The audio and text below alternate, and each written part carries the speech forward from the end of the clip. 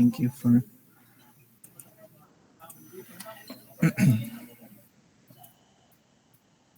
So since napagsabay-sabay ko na yung discussion nyo, na at this point ay sabay-sabay yung sa lahat ng section, and kayo lang O1, O3, and O2 lang yung merong makeup class. So gagawin ko is hatiin po yung class para sabay-sabay pa rin kahit may makeup class ng O1 hanggang O3. So visible na po ang screen. Nakikita na po ang ating screen. Okay. So our topic for today, since we already discussed yung calculation, buong chapter 2 and the calculations that are involved in chapter 3. So we will be discussing today the concepts that is involved in chapter 3. So this chapter 3 is mainly about the drill string design. So for the drill string design, so technically there are 4 major steps in order to have a successful designing of this drill string. So first step po is this plan well. So in planning the well, so technically you are going to, so siya po yung first step, and most hindi lang naman po dito sa well, hindi lang naman po specified for drilling engineering, but for every aspect of performing something, so you need to plan first, so this well planning, or the planning of the well, is siya po is done through knowing the basics, or yung basic data that are involved doon po sa magiging drilling design. For example, specifically po yung mga data na kailangan is this one. First is yung trajectory. So we need to know if our well, for example, is vertical. Kung siya po is all throughout the well hanggang makapunta doon sa pay zone is vertical, or it can be deviated well. So this deviated well is classified into many examples. So we have already discussed that on our syllabus discussion. And for the casing points and hole size, so technically, kailangan din po natin yung alamin in order para uh, mailapat po natin siya sa pagde-design po ng ating BHA, or the bottom hole assembly. And also, the pipe string design. So next, once na makapagplano na po tayo, so yung atin pong next step is for designing the BHA itself. So more of the qualitative approach ha. So yung design niya is under this one is you should select from this available bottom hole assembly equipments, and to create the most failure resistant string possible with the available equipment, with this available equipment. And since you are already selecting from this equipment, then and you are generating the design for, or the possible designs for this BHA. So syempre kailangan nyo pong i-ensure yung good quality niya. So siya po is papatak doon sa quality assurance. And for almost all of the steps here, specifically when you are designing BHA and roasting design, so makikita niyo yung quality assurance. And or for the under also BHA design is you engineer a BHA equipment list, then create the most failure. Same lang yung process, but the approach here is more of the engineering way of approach. Next, we have the third main step is you design the drill pipe string, or the drill string itself. So same lang din yung unang approach. So more of the traditional way. You select from the available drill string, then quality assurance. Then for the next approach is more of the engineering approach. So you engineer the drill string itself from the scratch, then quality assurance again. Okay. So next we have the fourth and the very important step is for the design calculation. So you already have the BHA design, yung itsura niya, kung ano maging itsura. Then we also have the drill pipe design, more of the physical aspect of our BHA and the drill pipe string. So after that, you are going to have or perform or execute the design calculation. So for the design calculation, so yung if you remember our discussion last face-to-face meeting, yung ating pong huling naging discussion, yung tatlo, yung important uh, parameters to be considered when it comes to design calculations. Ano nga po yun, yung tatlong nating na-discuss. So, di ba na-discuss po natin yung bending strength ratio, yung stiffness ratio, then also yung tension design, na-discuss natin siya. However, there are yung tatlong yung tatlo pa na na-discuss natin hindi ko nabanggit. So, what are those? Anyone who can remember based from our last face-to-face discussion? Guys, wala pong nakatanda. Ano nga yung tatlo?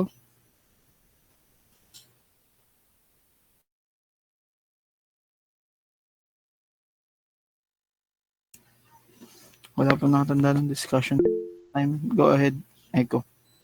Sir, ano nga ang tanong? Yung tatlo pong diniscuss natin last time that is involved in chapter 3. Yung ano yung tatlo? Sir, yun kayong mga tutware equation. Sa drill bit yun, drill string na tayo. Sa chapter 3 na tayo ngayon. Chapter 2 yun. Ano yung tatlo? Yung huli natin diniscuss.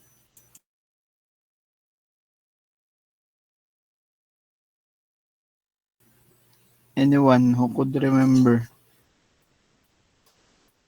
Walang natandaan.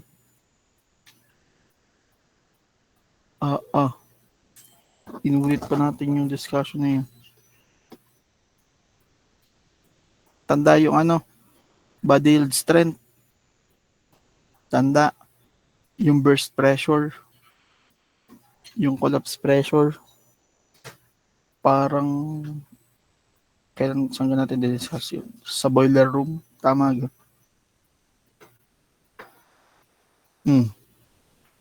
Tapos tinatanong ko kayo kung tanda nyo nang nasagot. So yan, yung tatlong parameters that is very important in the design calculation since these parameters are very critical and dito natin malalaman yung kapasidad ng ating roasting body or particularly yung isang for each section of the BHA and the drill stem itself. So nalalaman natin yung kapasidad niya or yung strength niya. Body yield strength, burst pressure. Siyempre, kapag alam mo yung burst and collapse pressure, so technically alam mo, halimbawa may given condition nung ating reservoir. So alam mo kung siya ay capable of being run doon sa ating borehole given the situation. Okay. Natanda na. Okay, so proceeding to the next part. So we have yung drill color selection daw based from our ghosting design is governed by two major factors. Yung two major factors daw po is yung first ay weight and stiffness. So isa po siya. And also the size. Yung po yung second. Okay. So usually yung pagtaas daw po or taas ng value ng outside diameter or paglaki ng ating drill collar in terms of the diameter. So, mas safe daw po siyang option unless na siya po ay hindi nakasya doon sa ating borehole. Siyempre, may limit lang po yung borehole size natin, yung mismong bore natin or yung butas. So, technically, alam ka namang halimbawa ang ating borehole is 13 and 1/2 inch lang. Tapos, ang niran mong collar ay 14 inch na. So, hindi na siya applicable. So, in this case, siya po is limited only for those collars that are less than doon sa diameter ng ating borehole. Next. So, yung kailangan din daw po is merong daw pong more weight available for the weight on bit. And mataas din yung stiffness to resist the buckling and smooth directional tendencies. And also, cyclical movement is restricted due to tighter clearance. And usually, yung mga shortest BHA possible ay uh, following this procedures. So, kailangan reduce yung ating handling time at the surface. Also, minimize daw po yung number of connections sa hole. And also, yung total number or total length ng ating drill collar that is in contact with the wall. Ano? Since this drill collars, not only the drill collars, but also the drill pipe and the whole drill stem assembly itself is kung mo siya exposed po siya or it's possible that it can experience this differential staking or magkaroon ng pipe stuck or stuck pipe. Okay, next we have here the neutral point. In this neutral point, we have I have given you the idea of it already last time when we discussed the syllabus. Ano? So for the neutral point, siya daw po yung a point at which yung ating pong string ng tubular ay hindi po nakakaranas ng tension and compression. So, ibig sabihin, meron pong equilibrium doon. Okay. And above dun daw po sa ating neutral point, nakakaranas po ng tensile forces that is built to maximum applied at hanger as a hook load. So, yung hook load, yung kumbaga yung humihila pababa, yung bigat ng ating drill stem assembly. Yun yung tinatawag na hook load. Next, in neutral point to tension should be in drill collar. So, yung neutral point daw po ay dapat nasa drill collar section ng ating ano. So, wala siya dapat sa BHA. Ano.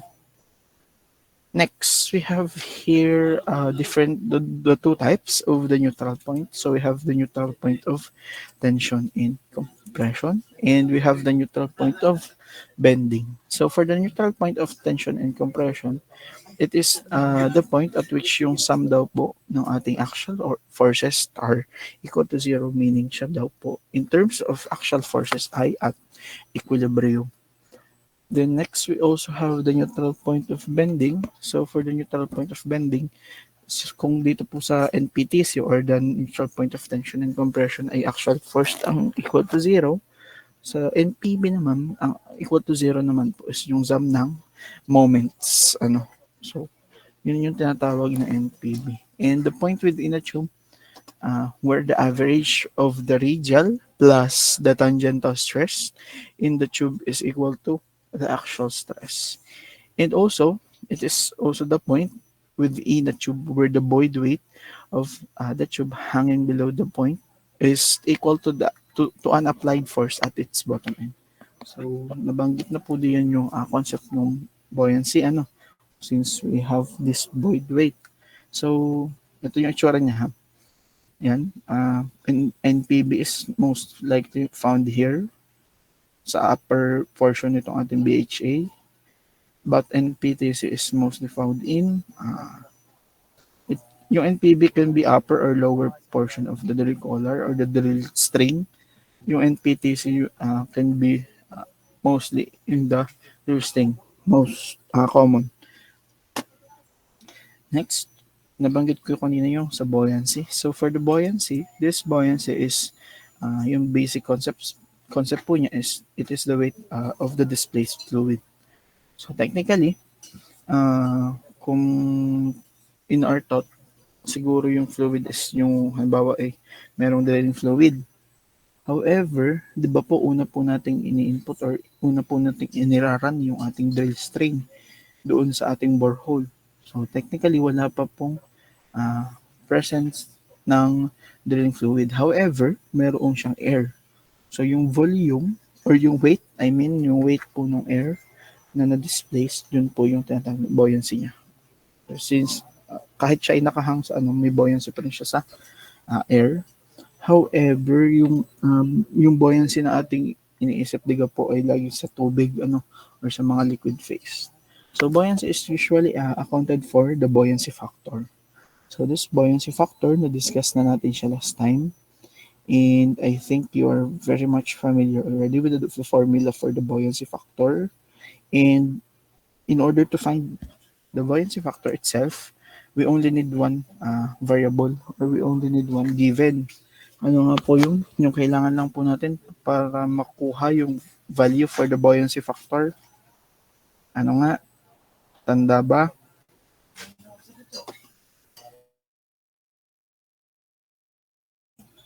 Guys, tanda, ano yung dun sa formula po ng buoyancy factor, ano lang daw po yung required para ang value ng BF. Go ahead, Echo. Mad-weight, sir. Okay, parang galit ka. Yun, so mid-weight lang is yung nag-iisang value or yung density po ng ating mud na kailangan in order to find our um, buoyancy factor of, or the BF. Ano, since yung given po yung ating mud or density of the steel, yung 65.5 ppg, ano, so siya po ay consider na constant na siya. Next, we have another definition for buoyancy. So it is also creating hydrostatic effect, and this hydrostatic effect is the pressure area force. Ano?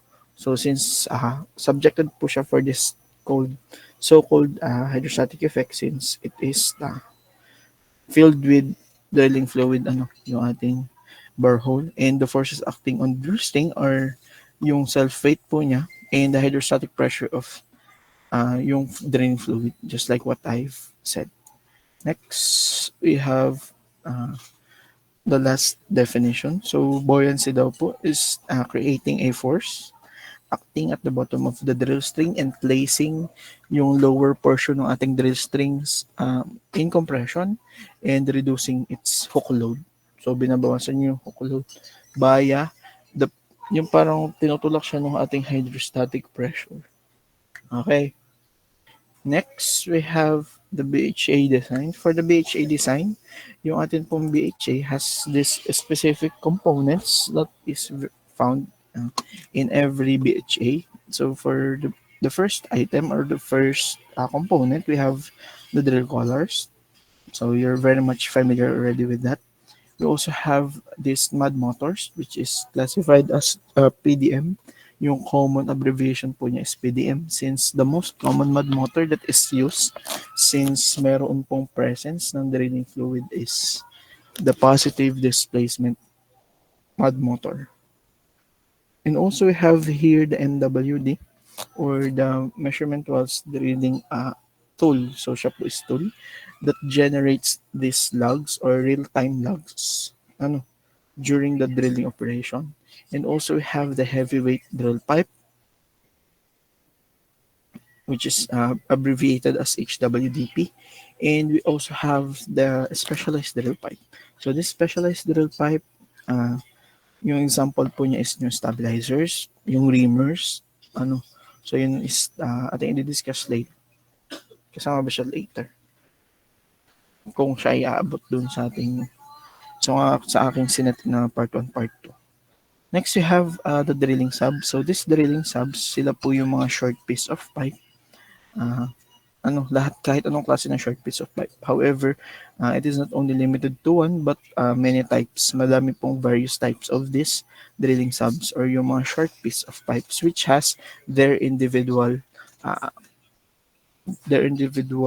role or function doon sa ating BHA. So the BHA daw po must be yung weight niya should be or must be sufficient for the planned weight on bit. So in order para po maging effective yung ating penetration doon sa ating formation in using our bit. So kailangan enough yung BHA weight para maging effective yung ating drilling. Next, we also have yung BHA weight daw din po must be sufficient to account for the buoyancy. Doon, since we have the presence of drilling fluid. And also, it is also must be sufficient to account for the whole inclination if in case na yung ating dinedrill is deviated well. And also,